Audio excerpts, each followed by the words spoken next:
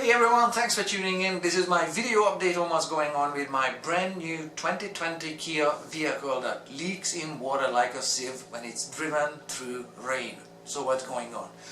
Well, obviously I don't have the vehicle. I'm sitting in a room. The vehicle was dropped off, as shown in the previous video, at the dealer, and I'm waiting for repairs to be done. So what led to this? The vehicle first leaked in when it was 13 days old. Okay, I drove the vehicle through rain, and alas, there's a puddle right there, exactly as shown in the first video of this series of misery here. Splashy and whatever, exactly looking like that. And I thought at the time, it's weird that rain is causing this puddling of water in this quantity so soon, and only 1/4 of the passenger compartment is affected, only the rear part and on the passenger side. So I thought maybe the welded seams are not sealed well enough, or I thought maybe I left a water bottle there somehow that fell off from a bicycle or whatever, a water bottle that dumped about 500 milliliters of water there. That I don't see a water bottle, I don't have one there, an empty one. I might have ended up with water there from a water bottle, I don't know how, so let's blame it on an invisible water bottle. That's what I did at the time when the vehicle was 13 days old, and I just dried it up and let it go. Unfortunately, the same situation happened when I drove through rain again on the 11th day of August, and the same leak happened. That's what you have a video of on YouTube. It looks exactly like the 1 month before that leak. So I thought maybe one of the body panel plugs were taken out by the undercoating people and not put back, and somehow it leaks in there, maybe. So I contacted Kia in this country, the manufacturer. I contacted the dealer, the service manager, and the owner, and I got the following responses. I got an independent response from the salesperson, who completely, just on his own, picked up the phone and expressed his condolences, said that he was sorry to hear about my misery, and that he took his time to research this a little bit after seeing my first YouTube video on this Kia leaks in, splash, splash, whatever. And he only found cases that relate to roof leaks, where the glass and the sheet metal roof meet and they are sealed together, that some of those seals sometimes fail and the vehicle leaks in through the roof or through a door seal.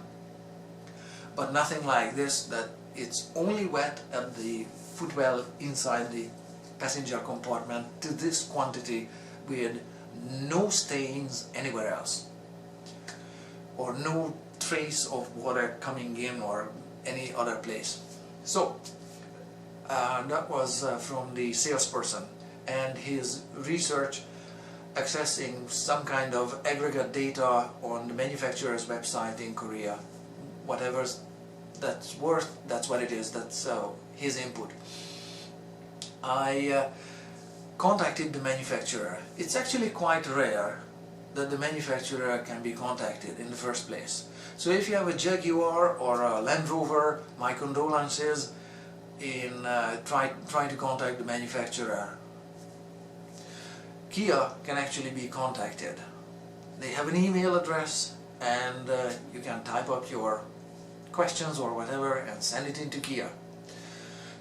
Kia actually has Kia has the best. Kia Hyundai for this person is the same company for this purpose. So one of the deciding factors on why did I end up with a Kia that leaks is their warranty. They have the longest warranty, and they have, so I was told, outstanding customer service.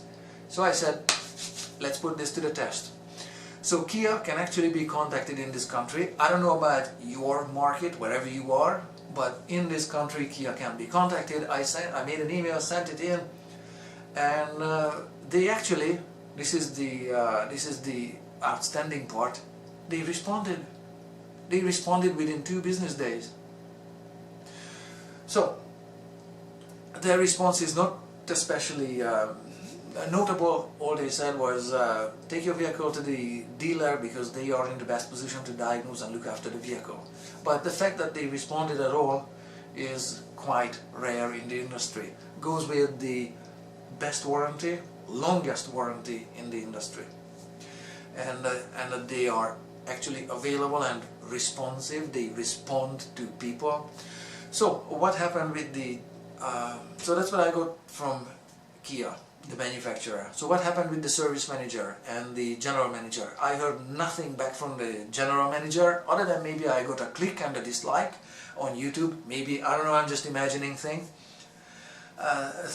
So what I got from the service manager was a personal phone call describing what the service technician found on the vehicle, and he reported to me that the service technician diagnosed the vehicle and that the air conditioning condenser, the AC condenser housing is cracked, which is a plastic housing that's cracked, and that's what's causing water to be dumped at the wrong place to the passenger footwell area inside the passenger compartment. So I don't understand the design, why water is not dripping in an engine bay.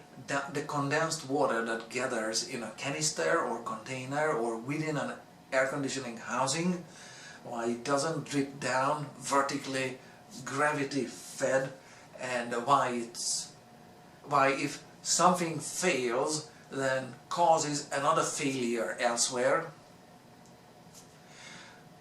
namely dumping water at the wrong spot, and the wrong spot being the passenger compartment. So that's what I was told, that the housing is cracked, and that's it. Now, on a window air conditioner, you have a window air conditioner that's tilted typically to slope towards the exterior of a building, and the cold side would be the interior room that you're trying to cool. The air circulates in the room, and the moisture from the air is captured by the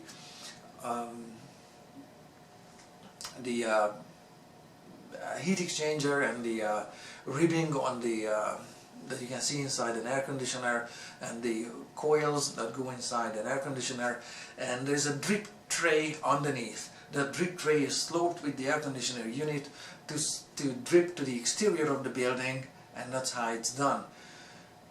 I don't get the design, why in a Kia vehicle, why the condensed water is not dripping underneath the engine bay, where it just dries up on the pavement, and that's the last I know about the condensed water that's being taken out from the cold air that's circulating inside the room, inside the passenger compartment.